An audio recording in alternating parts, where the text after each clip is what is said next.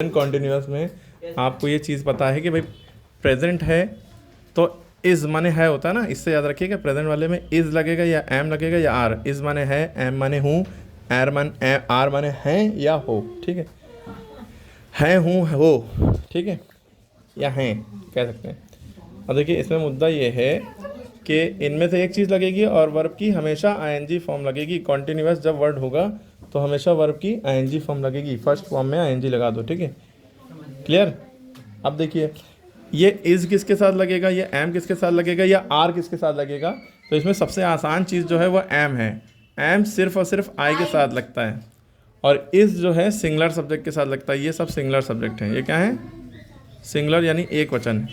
ही माने होता है वो, शी माने होता है वो, ये लड़की के लिए होता है, ये लड़के के लिए। इट माने ये, और राम किसी का नाम, किसी भी एक आदमी का नाम होगा तो इज़ लगेगा। अगर आ लगा है और आ लिख के कोई चीज़ लिखी है तो भी इज़ लगेगा। आप वाई इज़ ईटिंग, ठीक है। और वर्ब में आईएनजी फॉर्म लगती है हमेशा, आईएनजी फॉर्म। क्लियर हो गई? तो प्रेजेंट कॉन्टिन्यूअस की बात समझ में आ गई। अगर आर का यूज़ बताएं तो आर जो है प्लूरल सब्जेक्ट के साथ लगता है। यू, वी, दे, ये प्लूरल होते हैं। यू माने तुम, वी माने हम, दे माने वे, बॉयज़। और जिसमें जिस भी सब्जेक्ट में एस लगा हो उसमें उसके बाद आर लगता है, ठीक है। क्लियर होगी बात? और जब दो लोग होंगे, राम एंड श्याम एंड लगा होगा तो आर लगेगा। क्लियर होगी बात? अगर होता राम और श्याम, राम लिखा है और लगा है, फिर श्याम लिखा है, तब ये इनमें से एक की बात हो रही है, राम या श्याम, ठीक है। तो इसलिए इज़ लगेगा। राम और श्याम, यहाँ पे राम भी और श्याम भी, तो आर लगेगा दोनों लोग।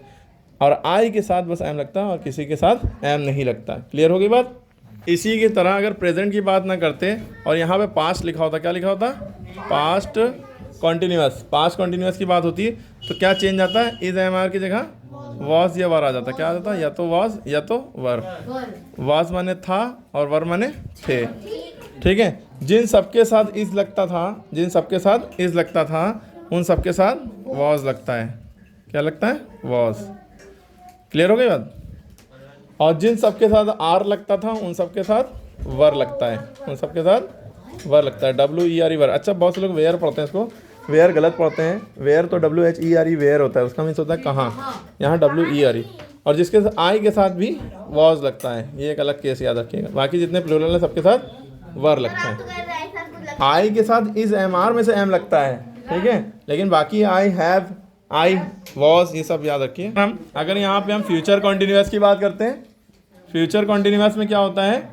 फ्यूचर कॉन्टिन्यूअस विल भी या शैल भी लगता है। क्या लगता है? विल या शैल में से एक चीज़ लगेगी, विल लगेगा या शैल, और प्लस बी जरूर लगेगा। सबकी खास ये, जब भी कॉन्टिन्यूअस है, चाहे पास्ट हो, चाहे प्रेजेंट हो, चाहे फ्यूचर, सब में वर्ब की आईएनजी फॉर्म लगती है ना।